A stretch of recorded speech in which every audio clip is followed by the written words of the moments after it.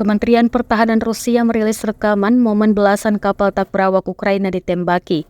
Rekamannya diunggah di Telegram Kemhan Rusia pada Jumat 17 Mei 2024. Dalam keterangan unggahan disebutkan pada siang hari, 15 kapal tak berawak Angkatan Laut Ukraina dihancurkan dari senjata standar helikopter penerbangan Angkatan Laut Armada Laut Hitam Rusia. Tembakan demi tembakan yang diluncurkan tampak akurat mengenai sasaran. Akibatnya Ukraina diklaim kehilangan 15 drone lautnya sekaligus. Beberapa waktu lalu serangan drone laut Ukraina juga telah digagalkan di Laut Hitam selama 24 jam terakhir.